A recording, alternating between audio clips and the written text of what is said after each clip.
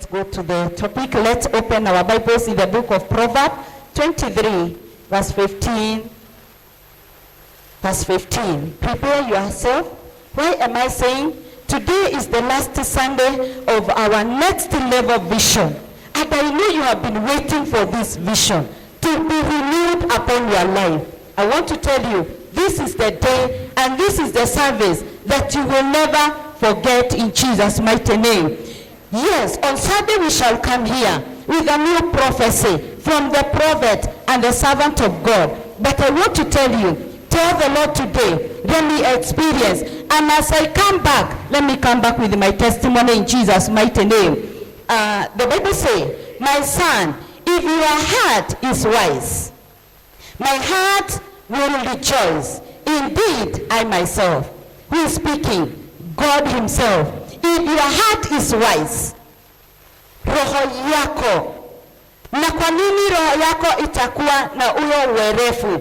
It's only obeying the word of God. Next level vision. It is my portion in Jesus' mighty name. This ear, it is my ear. You say yourself, it is my ear. Staki kujua mwingine, but it is my ear for double restoration. It will work for you. Praise the name of the Lord. The Bible says, my heart will rejoice. Indeed, I myself. God himself will also rejoice for you. Hallelujah. When you start enjoying next level vision, even God in heaven will rejoice with you. Hallelujah. Do you want God to rejoice with you? Do you want God to keep on testifying? And when God rejoices upon you, testimony after testimony. Praise the name of the Lord. And then number 16 say, yes, my innermost being will rejoice. Innermost ya Mungu, pale rohoni mwa Mungu anafurahia kwa sababu for one thing umekubali kuwa mtoto wa hii madhabahu. Praise the name of the Lord. Hiyo Mungu amefurahi. Kitu ingine amefurahi kwa sababu umemkubali. Praise the name of the Lord. Kitu ingine amefurahi kwa sababu umekubaliana na yeye. My next level vision must manifest in Jesus' mighty name. And also you are saying double restoration. It might not be what I'm directing my desire, but God, I know you are releasing my double restoration in a mighty way in Jesus' mighty name. So people of God, when your lips speak right things, it will happen in Jesus' mighty name. Yes, my innermost being will rejoice when your lips speak right things. That is God himself speaking. At the innermost yake, itafurahia. Because of you, just see yourself as Binaz. God rejoicing because of you. Because about all the time, your lips is speaking right thing. Your lips is speaking my next level vision. It must happen. Your lips is speaking. Your mouth is always meditating. Your heart is meditating. Double restoration. Hata kama iwe namna gani, mimi my double restoration is my testimony in Jesus' mighty name. And because of that, people of God, you are in this altar. You have been coming. You have been serving God faithfully. This man, let God open your door in heaven and receive your testimony in Jesus' mighty name. Hallelujah. This morning we are looking at the word of God. Kingdom advancement vision. Kingdom advancement vision. Kuendeleza ufalme wa Bwana. Kuendeleza ufalme wa Bwana. Kingdom advancement vision. Kuendeleza ufalme wa Bwana. Brethren, here on earth, in life, there are so many physical kingdoms. Hapa duniani kuna falme nyingi sana ambazo kuna wafalme wanadamu wanasimamia hizo falme. Wende kawa hata wewe ni mfalme katika familia yako. Your family is a kingdom. You are the king in your family. That is a physical kingdom. But we are not talking about a physical kingdom. We have got two spiritual kingdoms. Tuna falme mbili za kiroho. Kuna falme ya shetani ambaye ni falme ya kiza, falme ya maovu, falme ya mauti. That's the kingdom of Satan. We are not talking about that kingdom. We are talking about the kingdom of God, the kingdom of light, the kingdom of life. That is the kingdom we are talking about this particular morning. Therefore, when we talk about kingdom promotion, kingdom advancement vision is to advance the kingdom of God. Jinsi ambavyo tunaweza endeleza ufalme wa Bwana. The kingdom of God, the king is God himself. He is on the throne. God the Alpha and Omega. Therefore this morning, brethren, we are looking at advancement of kingdom of the Lord. Hallelujah. Hallelujah. The kingdom of God is the kingdom of righteousness. Ni ufalme wa utakatifu. Ni ufalme wa haki. Ni ufalme wa ukweli. Ufalme wa Mungu. Ni ufalme wa utakatifu. If really we are to advance the kingdom, we are advancing the kingdom of righteousness, the kingdom of truth, the kingdom of life. Hallelujah. Remember, every seed is a forest. Every seed is a plantation. I'm saying in every seed there is a forest, and in every seed there is a plantation. Katika kila mbegu tuna msitu, na katika kila mbegu kuna shamba ya mimea. Kwa hivyo ndugu wapenzi, maono ulio nayo ni maono ambaye ni mbegu kwako. The vision you have in 2021, the vision you have is a seed in your hand.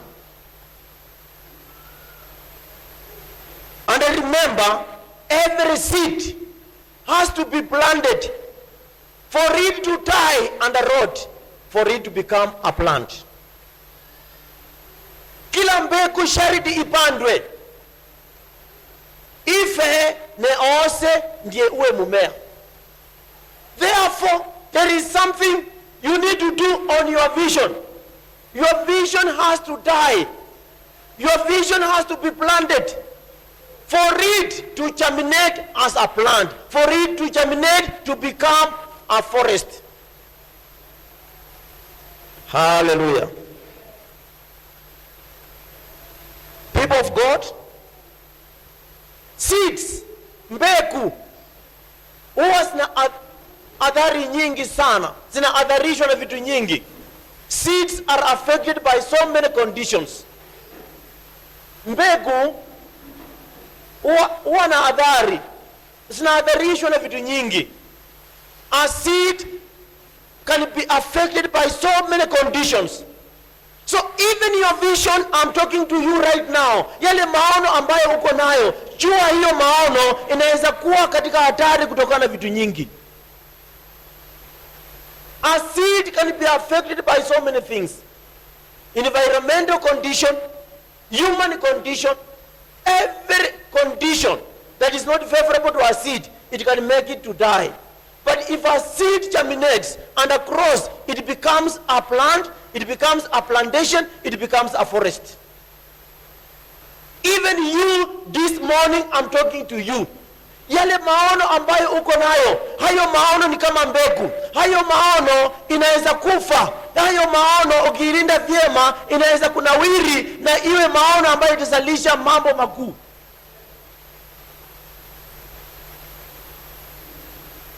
There is no seed which cannot just grow by itself and become a plantation unless you take care of it. Every vision you have, you need to take care of it. If you take care of your seed, it germinates. It becomes a plant. It bears fruits. It bears seeds. And they become forests. They become plantations. Okay, Ukipanda mbegu na uilinde, uitunze, itakuwa mmea, itazaa matunda, itakuwa mbegu. Ukipanda itakuwa mimea nyingi ambayo itakuwa msitu.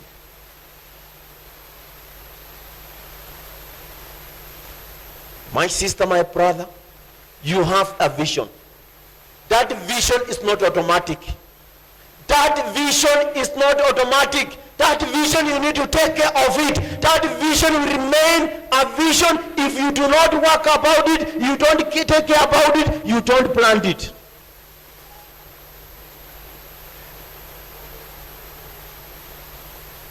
The kingdom of God, this altar here, is a seed in this place. This is a seed of God. Hii ni mbegu ya Mungu ambaye ameleta katika maeneo haya, katika maisha yetu. Unless we take care of this altar will not benefit you. This altar will not multiply. Hallelujah. Neno la Mwenyezi Mungu linapokuja kwako, linapoingia kwako, usipolitunza na ulitumikie, lisalishe, hilo neno halitakuwa na maana, litakufa.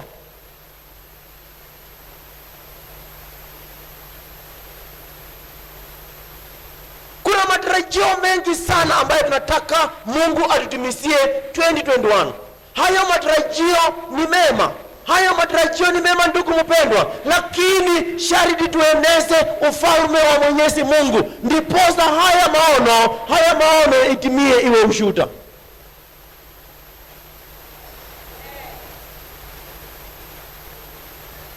Wakati mwingine tunang'ang'ana na maisha, lakini tukiulizwa sababu ya kung'ang'ana hatuonyeshi jawabu lolote.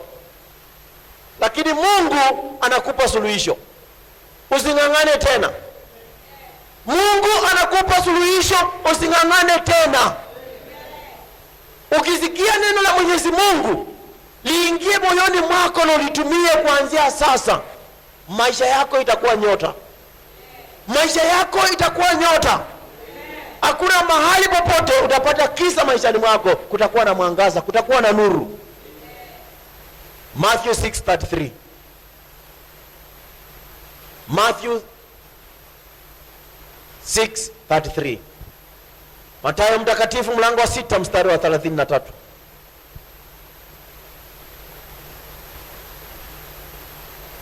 Matthew chapter 6 verse 33.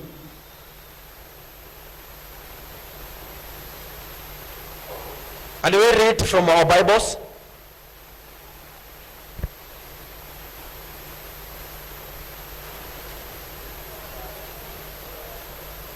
Let us read loudly, each one of us, let us all read. It is on the screen, let us all read.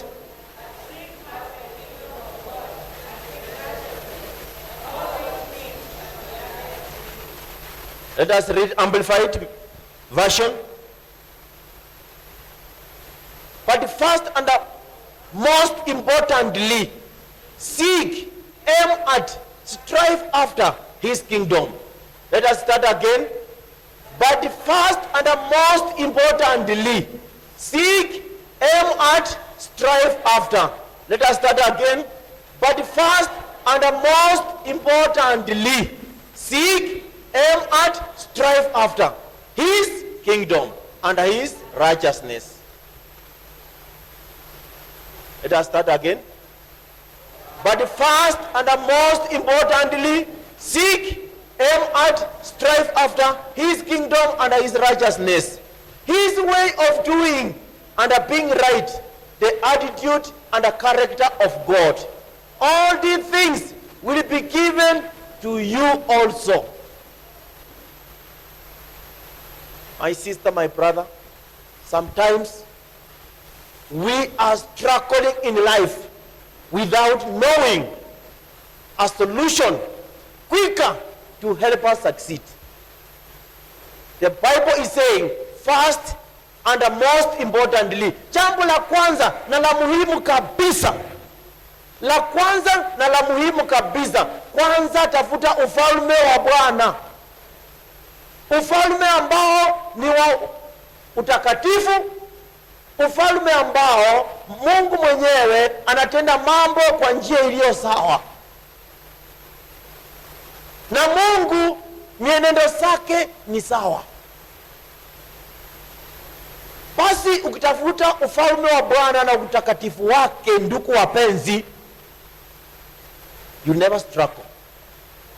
Believe me or not, 99% of what we are going through, it is because of our own self. Sio Mungu.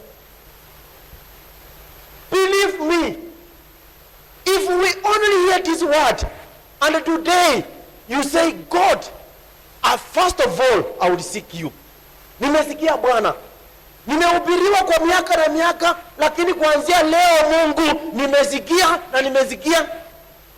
Baba, ndakuweka mbele, ndatafuta ufalme wako. If that is your portion, I see your life becoming a testimony. But first and most importantly, seek and aim at, strive after his kingdom and righteousness. His way of doing and being right, the attitude and the character of God, all things will be given to you. Ndugu wapenzi, kama umeajiriwa kazi mahali, wanasema yoyote ambaye atafanya hivi na hivi atakuwa promoted. Kila mtu atafanya hivyo. Bwana asifiwe. Kama wewe ni mwanabiashara na imetangazwa yoyote ambaye atafanya biashara kwa njia hii na hii atapata baraka, atapata faida, kila mtu atafanya hivyo. Sasa kwa ufalme wa Bwana tumepewa njia. Can somebody shout amen? Amen. Can somebody shout amen? Amen. Let us read again.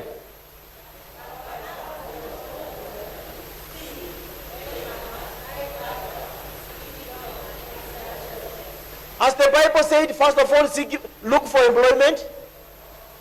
As the Bible said, first of all, go to school. As the Bible said, first of all, start a business. But the Bible said, first and most importantly, you do what? When you seek the kingdom of God and you put it first, when you find a job, it will be a blessing. When you start a business, it will be a blessing. When you start a family, it will be a blessing. Everything you do, it will be a blessing. Hallelujah. But first of all, you need to first do what? Seek the kingdom of God, the kingdom of righteousness. All the things. Which are all the things? You need food, you need clothes, you need health, you need money, you need everything. All the things, they shall be given unto you. Anybody hearing me? Anybody hearing me? Anybody wants blessings of 2021? Hear and follow the word of God. Hear and follow the word of God. You want blessings 2021? Hear and follow the word of God. Hallelujah. That means whatever you do in the kingdom of God, you are doing it for yourself. Bwana asifiwe. Chochote ambacho unafanya kwa ufalme wa Bwana unajifanyia wewe mwenyewe. When you seek the kingdom of God and do the right things in the kingdom of God, you are doing it for yourself, because the Bible says, and all these things shall be done, given unto you. When you promote the kingdom of God, when you go out and do something to promote the kingdom of God, soul winning, you win a thak. Yule jambazi suku, uende umuhubirie, aokoke, ache kanisani, awe mfuasi wa Yesu. Kwa hiyo kijiji watu watakuwa na amani ama watakuwa na amani? Wewe utakuwa na amani ama utakuwa na amani? Whatever you do in the kingdom of God, you are doing it for yourself. Hallelujah. Hallelujah. How do we then advance the kingdom of God? Ni jinsi gani tueneze ufalme wa Bwana? Ni jinsi gani tusimame na kazi ya Bwana? Ni jinsi gani tuendeze ufalme wa Bwana? Hallelujah. Turn to your neighbor and tell your neighbor, double restoration is your portion.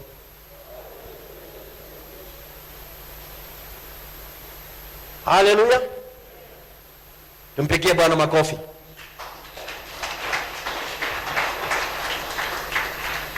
Number one way of kingdom advancement. Njia ya kwanza ya kueneza ufalme wa Bwana, ndiposa maono yako ibarikiwe, ndiposa popote unaenda Mungu awe na wewe, you must be a soul winner. Soul winning, number one. Ndugu mpenzi, mpaka ujitwike msiko ya ufalme wa Bwana, uende kule vijijini, uende kwa majirani, ueneze injili ya Bwana, majirani wajue wewe umeokoka na unatembea kwa njia kamilifu ya Bwana. Wacha pale mahali ambapo unaishi watu wajue wewe unamtegemea Bwana, njia zako ni kamilifu, wewe umeokoka, eneza injili ya Bwana. Go out and look for the lost souls.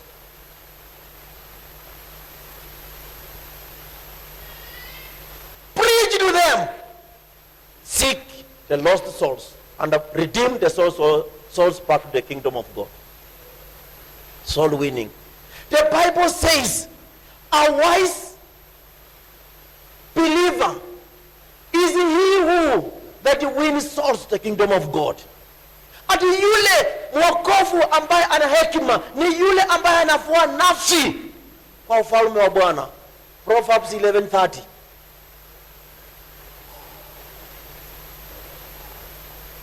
The wise believer. My sister, my brother, you are here.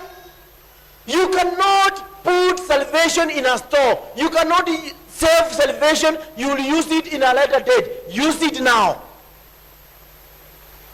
Usiseme wokovu wangu mimi nimeweka kwa store, nikizeeka nitatumia wokovu wangu. Sahau hiyo. Now is the time. God is looking for souls to be reconciled to him. Jesus came so that all lost souls can come back to the kingdom of God. So you, as a disciple of Jesus, go out and win souls. My sister, my brother, do not see people suffering in sin to your neighborhood and you just watch. Talk to them. Bring them back to the kingdom of God. Have compassion and mercy upon them. Because even us, Jesus had compassion. Jesus had mercy upon us. And out of that mercy, that is why we are here. We are not that special. It is by the grace of God. Hallelujah. The Bible says, the best thing of all things you can achieve from God is wisdom. And the Bible is saying, a wise believer is he who that wins souls. And the Bible says, wisdom is a principal thing. Kuwa na hekima ndio kitu cha muhimu sana. Tumia mali yako upate hekima. Upate hekima ya Mungu. Ukipata hekima ya Mungu, ufue nafsi. Basi, you've got it all from God. Wakati Yesu alitoka juu mbinguni, akashuka hapa duniani, lengo lake lilikuwa ni moja. Kuokoa nafsi, simrejelee Bwana. Alipokufa msalabani, Mungu akamsema, basi nimekupa ufalme wote na mamlaka zote. Even you need power. Even you need strength. You need courage. You need everything. And when you win souls, God shall make you powerful. God shall give you authority. God shall give you power. Hallelujah. And your vision shall become a testimony. Hallelujah. Proverbs 4:7. Proverbs 4:7. Let us all read. The beginning of wisdom is head skill, and a godly wisdom. It is preeminently, is preeminent, and with all your acquiring, get understanding. Actively seek spiritual discernment, mature comprehension, and logical interpretation. Message Bible. Message Bible. Above all, and before all, do this. Get wisdom. Write this at the top of your list. get understanding.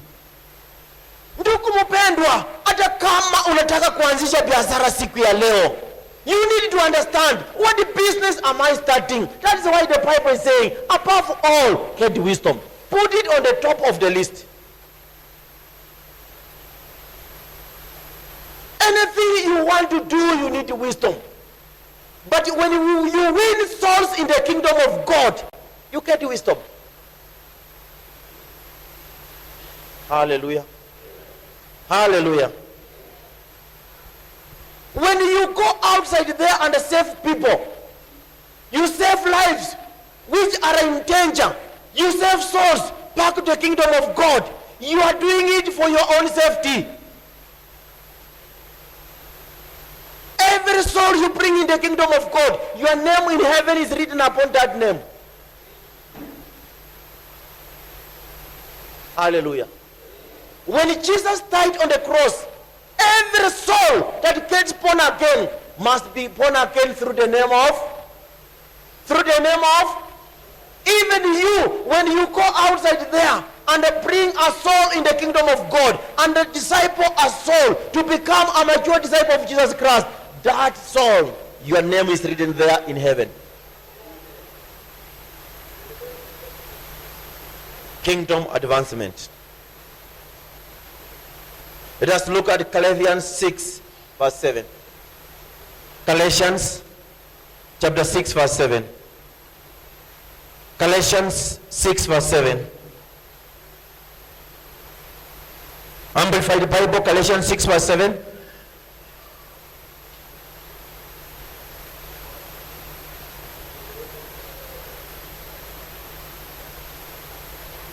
Let's all read.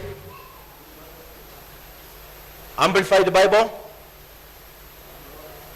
Do not be deceived. Dada yangu, ndugu yangu, usitanganyike. Usitanganywe. Usitanganywe. Sema sitatanganywa. Sitatanganywa. God is not mocked. Mungu hawezi kuaibishwa. Mungu hawezi kudhihakiwa.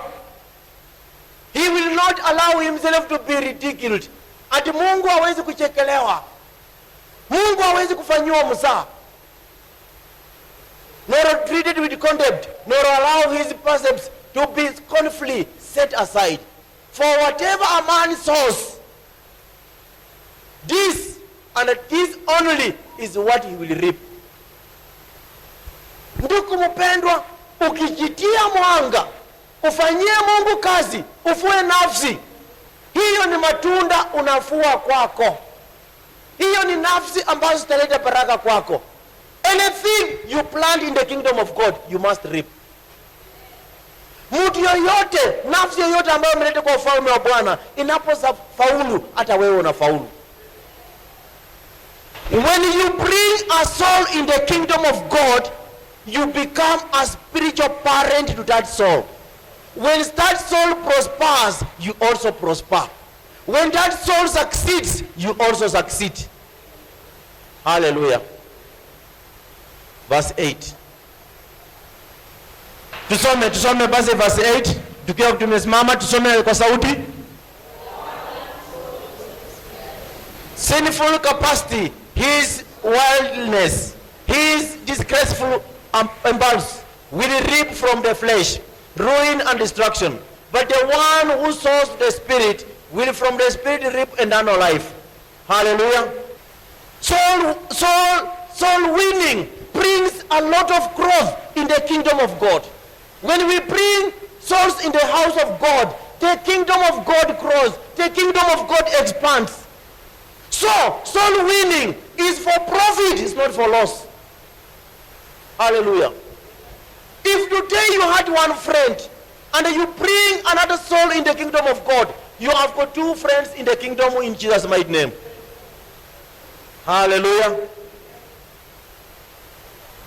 What does soul winning involves? What does soul winning involves? Matthew 28 verse 20. Matthew 28, 20.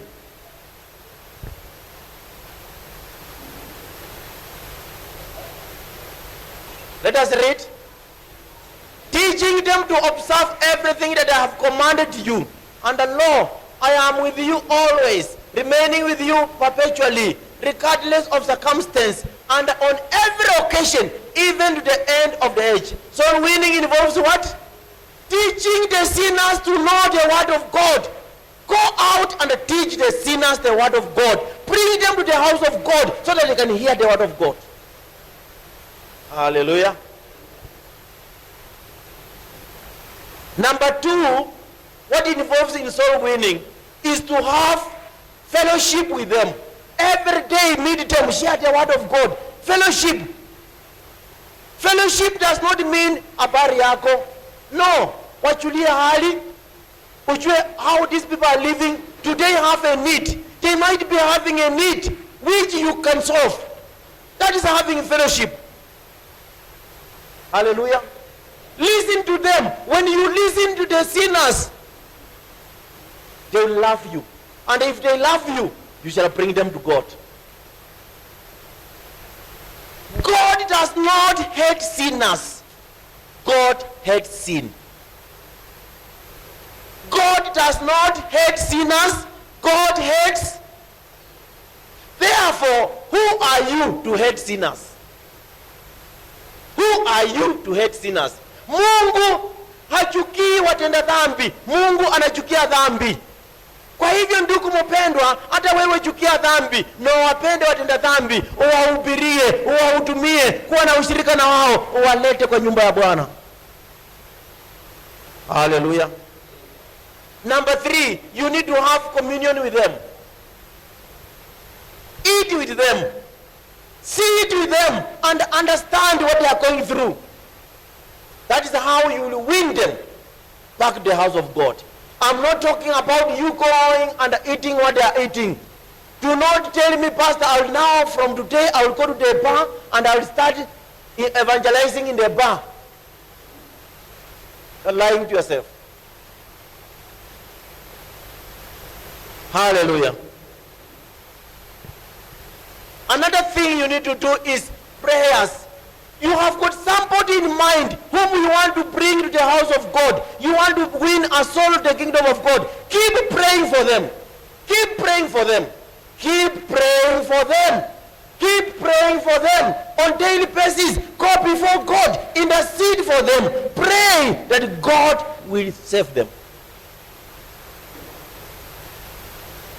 Because you, God, Jesus has promised something. John 15 verse 7. John 15 verse 7.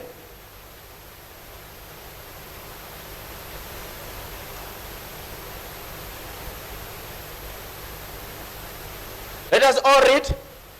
If you remain in me, and my words remain in you, that is, if we are virtually united, and my message lives in your heart, ask whatever you wish, and it will turn to you.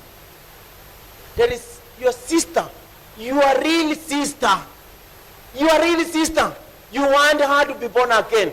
There is your brother. You want her to be born again. There is your family member. You want them to be born again. What do you need to do? Pray for them. Hallelujah. Hallelujah. Some of us, I speak with a lot of strictness. We are making people to run away from God than making people to come near to God. Can we change? Can we change and become people who brings people to God, not people who repels people away from God? So, do not become like a snake on a lemon tree. You become a person who attracts people to God. Do not repel people away from God. Can you lift up your hands? Pray this prayer. Father Lord, give me more grace to win souls. Give me boldness to win souls in your kingdom. Father, I repent to anyone whom I have met to go away from your kingdom. Father, give me more grace. Give me more grace. Give me more grace to win souls in your kingdom, to To win souls in your kingdom. To win souls in your kingdom. To win souls in your kingdom. In Jesus' mighty name. Let me ask you a question. If all these people you see, you are the one who invited them to the kingdom of God. If you turn back and look at them, how do you feel? If all these people, you are the one who brought them in the kingdom of God, how do you feel? You become a happy parent. Hallelujah. Hallelujah. From today, use your mouth to witness to people, to win souls. No. Speak to people. 2 Corinthians chapter 8 verse 9. 2 Corinthians chapter 8 verse 9.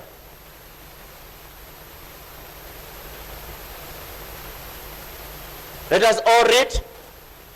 For you are recognizing more clearly the grace of our Lord Jesus Christ, his astonishing kindness, his generosity, his gracious favor, that though he was rich, yet for your sake he became poor, so that by his poverty you might become abundantly blessed. Hallelujah. Hallelujah. Even you know God, you are born again. For the sake of your brother, go closer to that brother, bring them. Hallelujah. And we have our seats. Number 2 way of promoting God's kingdom. Njia ya pili ya kueneza ufalme wa Bwana, ndiposa maono yetu ifaulu, iwe ushirika, maono yetu iwe ushuhuda. I want to tell you, people of God, number 2 is giving in the kingdom of God. Giving in the kingdom of God. What do we mean by giving? Giving means, number 1, you offer your sacrifices of love offering. Biblia inasema, ndugu mpendwa, pasiwe hata siku moja, hata lisali moja utaenda mbele ya Bwana mikono mitupu. Mungu amekubariki, Mungu amekuinua, Mungu amekuponya, Mungu amelinda familia yako, Mungu amekupa uwezo, Mungu amekuwezea mambo yote. Ndugu mpendwa, siku moja usiende mbele ya Mungu mikono mitupu. Enda mbele ya Mwenyezi Mungu with a love offering. Kama sio Mungu ungekuwa wapi? Kama sio Mungu ungekuwa na mikono. Kama sio Mungu ungekuwa na miguu, ungekuwa na macho, ungekuwa na afya. Ni Mungu amefanya jinsi ulivyo. My sister, my brother, money has got nothing. It cannot do anything in your life unless God is with you.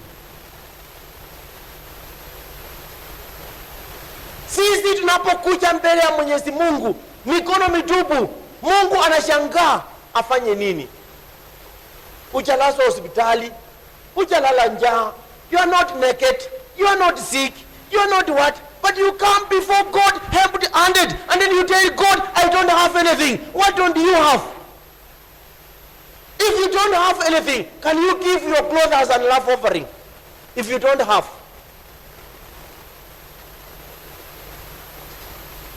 Bwana asifiwe. I want to tell you, people of God, hapa duniani, without money, you cannot do anything. Without money, you cannot progress. Without money, this ministry cannot go anywhere. Without money, you as a family, you remain at the same place. Money. When you come in the kingdom of God, be a giver. Be a giver. I'm talking to you. You want your vision to succeed. Be a giver. I'm talking to you with a lot of passion. Be a giver. Don't tell God, I don't have. You have.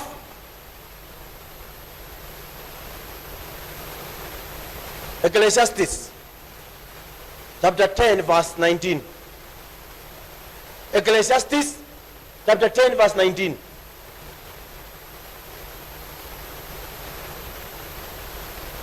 Ecclesiastes 10:19. Let us all read.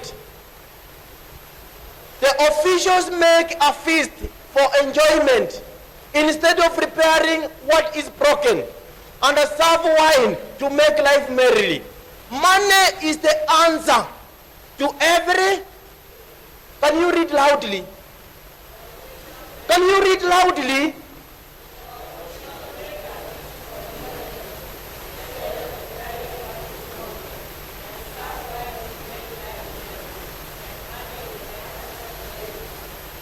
Message Bible.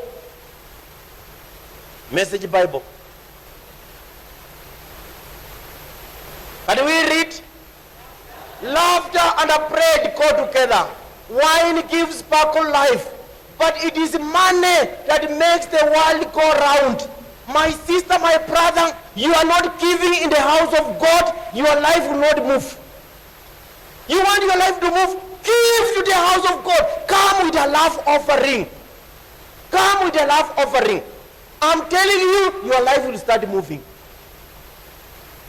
In the house of God, come with an offering before God. Your life will start moving. You will start having solution in your life. Money answers. Money answers. Money answers. Money answers. Without money, you could not be sitting on these seats. Without money, this place could not be the way it is shining. Money answers everything. God has placed you. God has placed you in your own capacity. My sister, my brother, God has placed you in your own capacity. Don't tell God I don't have anything. Even if it means selling whatever you have to bring offering to the house of God, go and sell and bring an offering. I know your life will start moving. 2021, if you want to move ahead, be a giver in the kingdom of God. Be what? Be a key. Hallelujah. Hallelujah. Because in the kingdom of God, we have got projects. We have got monthly, we have got weekly, we have got yearly projects.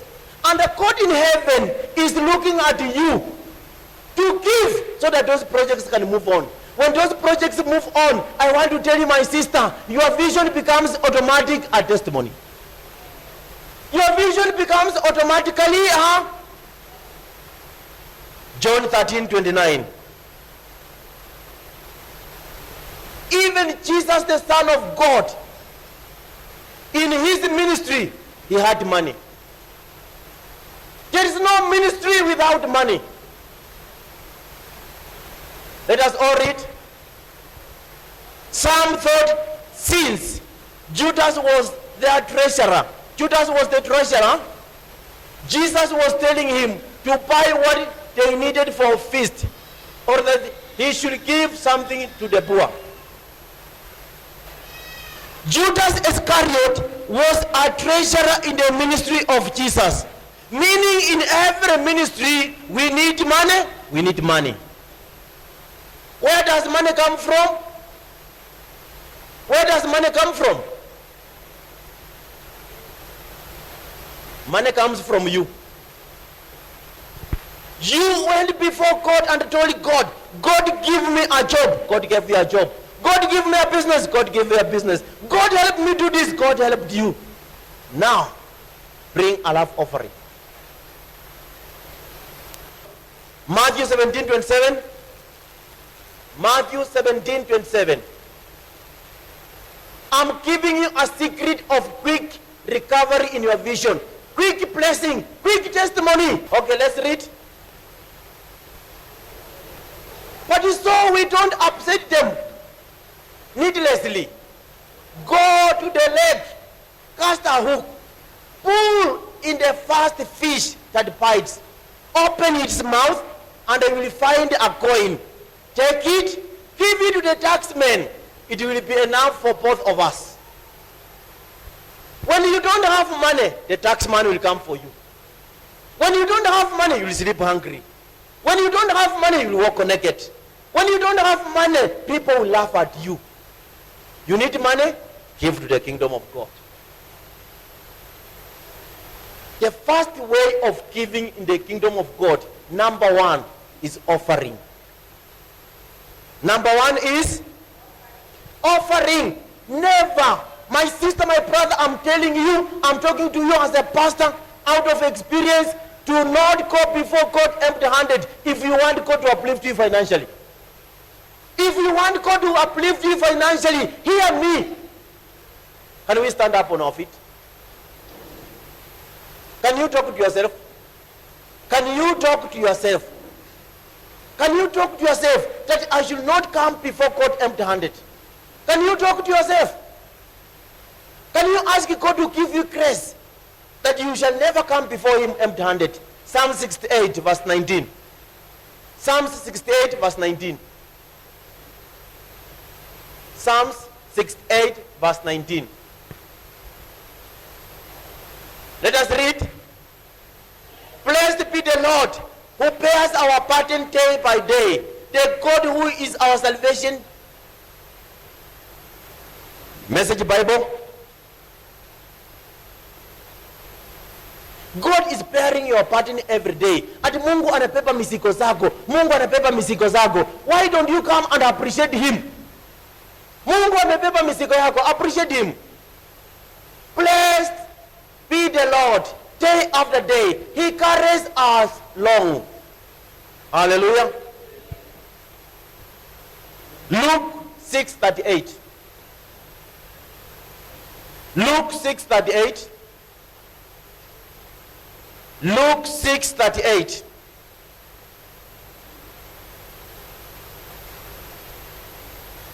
Let us read. Give away your life, you will find it. Life given back, but not merely given back.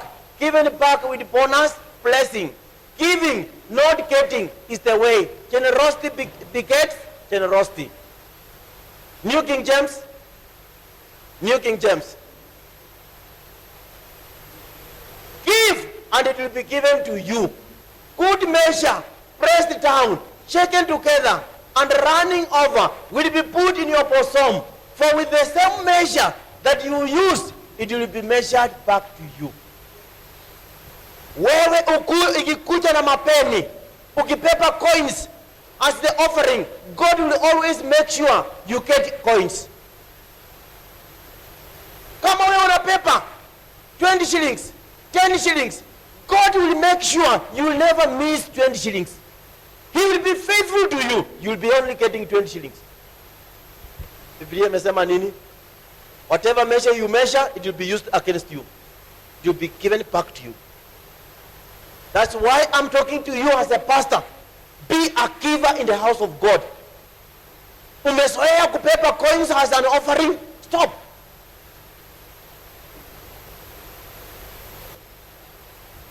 Can we read this loudly? Give, and it will be given to you. Good measure, pressed down, shaken together, running over, will be put in your bosom. For with the same measure that you use, it will be measured back to you.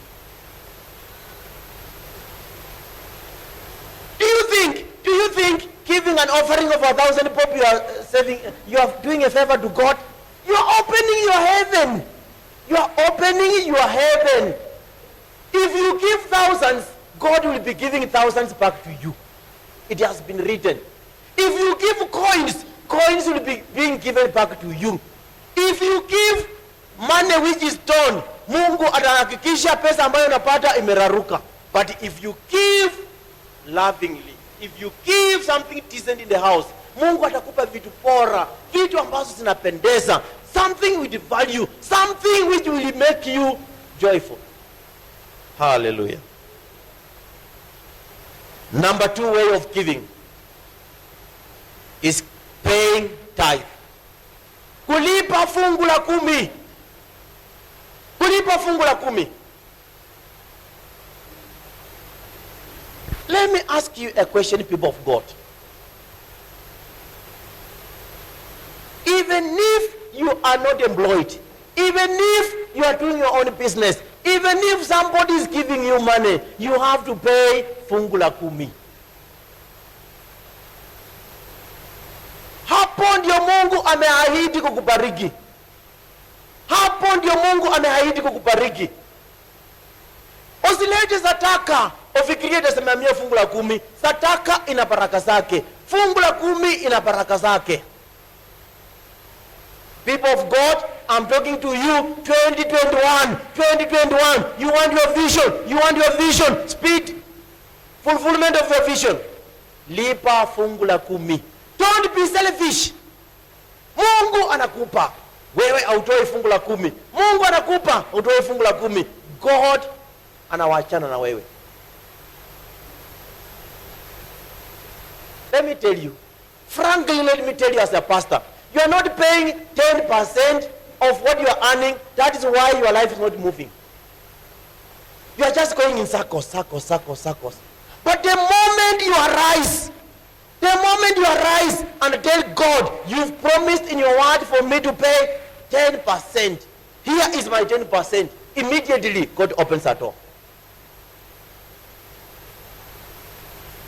Wewe uwe mwanafunzi, uwe msasi unafanya biashara, uwe unafanya kazi, fungu la kumi is not an option. Even in heaven, hata ukienda wapi, fungu la kumi is not an option. You have to pay. Na usipolipa fungu la kumi, ndio unaona maisha yako haiendi mbele. Mtu ambaye anafanya maisha yako haiendi mbele ni wewe mwenyewe. Sema mimi mwenyewe. Sema mimi mwenyewe. If you are not paying 10%, that is why magonjwa uendelei. Mahali mnafanya kazi unafinyiliwa. Mambo unapanga haifanyiki because you are not paying 10%. Malachi chapter 3 verse 8. Let's read the Bible. You might think pastor is giving us what he knows, or what he is imagining. Malachi chapter 3 verse 8. Let us read Amplified Bible. Okay, let us read. Will a man rob God? Yet you have robbed me. But you say, in what way have we robbed you? In tithes and offerings. Ati tumemwibia Mungu kwa nini? Kwa matoleo yetu na fungu la kumi. Mungu hajapendezwa. Wewe unafanya kazi. Uliomba Mungu akakupatia kazi. My sister, my brother, you are working. You are doing a business. You are getting an income. Why are you not paying 10%? Why are you not paying that? Why are you not coming with an offering? Why are you not coming with an offering to make the kingdom of God go far? Verse 9. Verse 9. You are cursed with a curse, for you have robbed me, even this whole nation. May God forgive us. May God have mercy upon us. Because we are working, we are receiving money, but we are telling God it's not enough. God says, bring an offering, bring 10%, I want to bless you. You are telling God it's not enough. Now God is saying, you are cursed with a curse, for you have robbed me, even this whole nation. Kila wakati tunafanya mambo hiyo tu, kila mwaka nenda, maisha yetu haibadiliki kwa vile hatutoi zaka, hatutoi fungu la kumi. Ndugu mpendwa, mjaribu Mungu. 2021, try your God. Tafadhali kitingize kichwa ili neno likusaidie. You will see what God will do for you. Verse 10. Bring all the tithes in the storehouse, that there may be food in my house, and try me now in this, says the Lord of hosts, if I will not open you the windows of heaven and pour out for you such a blessing that there will not be enough room enough to receive it.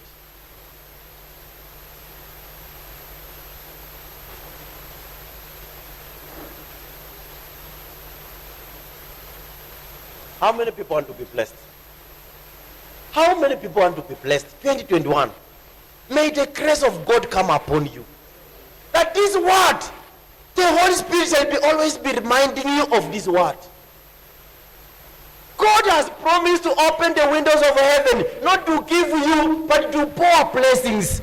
Mungu amwake. Mungu akumwakie baraka. Mungu akumwakie baraka. May this word find a place in your heart. May this word find a place in your heart. May this word find a place in your heart. May this word find a place in your heart.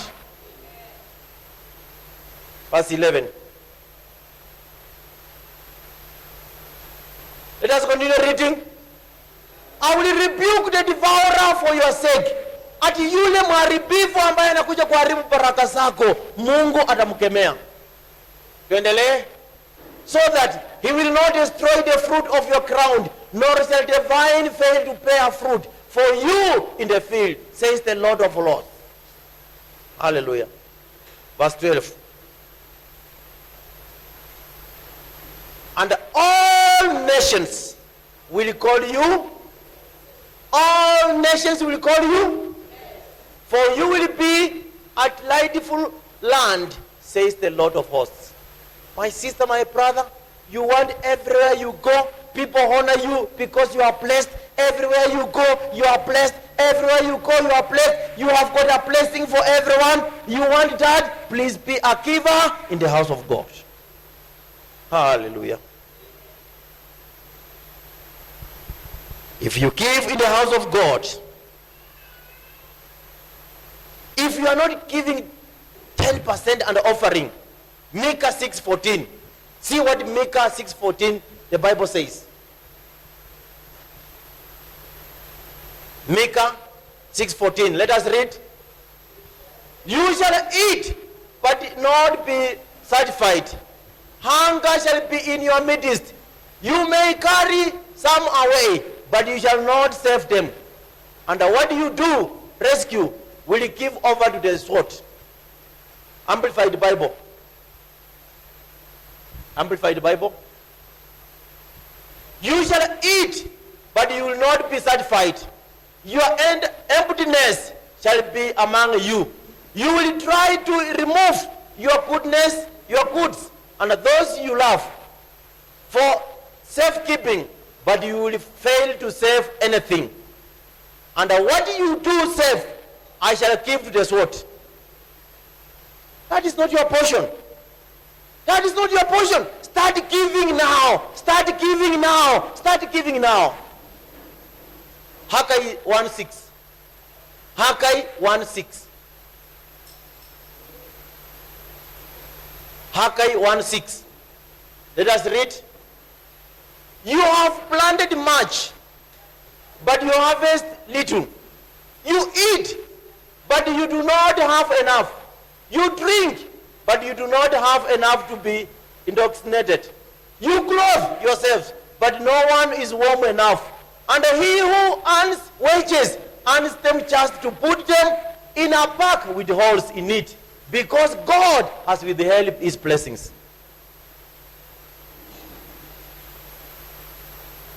Unafikiria haya mambo yenye unapitia ni ya mambo ya kawaida, imetoka kwa Biblia. Hakuna mtu anaweza kuchawi baraka zako. Hakuna mchawi anaweza kuzuia baraka zako. Ulipe fungu la 10, ulipe sadaka. Mchawi akuchawi wapi? God shall kill them all. God shall remove them all. But if you are not paying, that's why we are reading such like verses. May God help us. May God help us. Acts chapter 5, verse 1. Acts chapter 5, verse 1. Now a man named Ananias, with his wife Sapphira, sold a piece of land. When you sell anything, you need to bring it to the house of God, what? 10%, fungu la 10. Now, this man and the wife, they sold land. When they sold land, wakakuja kutanganya kwa nyumba ya Mungu. Some of us, we are employed, we are working, we are doing business, but we are lying to God. Verse 2. And with his wife, full knowledge and complexity, he kept back some of the proceeds, bringing only a portion of it, and set it at the apostles' feet. Wewe instead ya kuleta fungu la 10 kamili, unapunguza, unaleta ingine unaweka kwa miguu ya mfalme. Unasema hii ndio fungu la 10.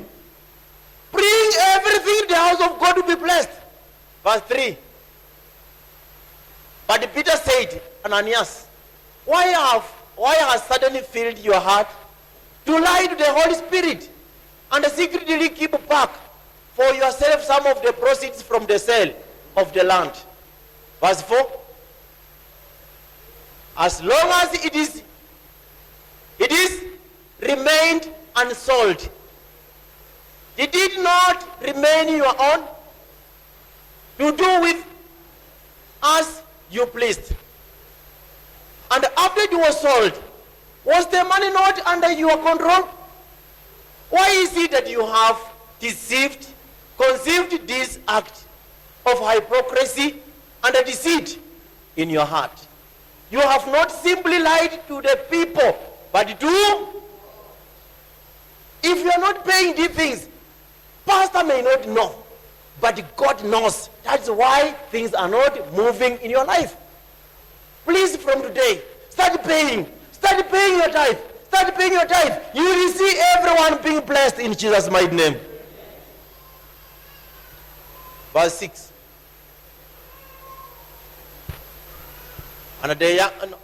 Verse 5. And hearing these words, Ananias fell down suddenly and died, and a great fear gripped those who heard it. Did Ananias enjoy his money? Did he enjoy his money? Some of the things you are hiding from God, you will die and leave them. But if you expose them to God, this is my 10%. God, I give with my love. God will bless you and you will enjoy it. Hallelujah. Can we take down our seats in the presence of the Lord? Number 3, way of giving. Number 3, njia ya tatu ya kutoa matoleo yako. Prophetic offering. Prophetic offering. The prophet of God is always praying for you, for your way to succeed. So when you succeed, when you come in the house of God, carry a love prophetic offering. Toa sadaka ya kumshukuru mtumishi wa Mungu. On that envelope there's a place called prophetic offering. Prophetic offering ni kwamba umeenda kwa mchungaji. Mmesimama na mchungaji kwa maombi, mchungaji ameomba mpaka njia zako zimefunguka. Sasa put an prophetic offering. Say, God, I want to appreciate the prophet. We have prayed and things have worked. When you give a prophetic offering, every prophecy, every prophetic utterance from the servant of God becomes a blessing to you. Can somebody say amen? Can somebody say amen? The Bible says, when you are blessed, honor your spiritual parents. When you are blessed, honor your spiritual parents. How do you honor your spiritual parents? By giving a prophetic offering. By giving a prophetic offering. 2 Chronicles 20:20. 2 Chronicles 20:20. 2 Chronicles 20:20, let us all read. So they got up early in the morning and went out in the wilderness of Tekoa. And as they went out, Jehoshaphat stood and said, hear me, Judah, and you inhabitants of Jerusalem. Believe in the Lord your God, and you will be established. Believe and trust in the prophets, and you will succeed. Hallelujah. Malachi chapter 1, verse 6. Malachi chapter 1, verse 6. Malachi chapter 1, verse 6. Let us all read. As a son honors his father, and a servant his master, then if I am a father, where is my honor? And if I am a master, where is the reverent fear and respect due to me? Says the Lord of hosts to you, all priests, who despise my name. But you say, how and in what way have we despised your name? Verse 7. You are presenting defiled food upon my altar. Ndugu wapendwa, tusilete vitu ambazo hazina maana kama sadaka, kama fungu la 10. Someni pale. Tusome sisi zote. You are presenting defiled food on my altar. But you say, how have we defiled you? By thinking that the temple of God, the Lord, is condemnable and may be despised. No. Tafadhali tulete sadaka na vitu ambazo zinapendeza kwa nyumba ya Bwana. Verse 8. Verse 8. Let us all read. When you present the blind animals for sacrifice, is it not evil? And when you present the lame and the sick, is it not evil?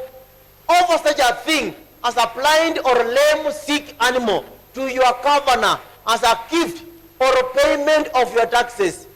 Will he be pleased with you? Or will he receive you graciously? Says the Lord of hosts. Watu wangapi wana governor? How many people have got governors? Watu wangapi wana governor? There's some people who don't live under any governor. Watu wangapi wana governor? Sasa Biblia inakuuliza pale, wewe enda chukua yule ng'ombe kiwete ama yule kuku kipofu, umpelekee kama zawadi, uone kama atachukua. Tusome sisi wote hiyo Biblia, tusome sisi wote.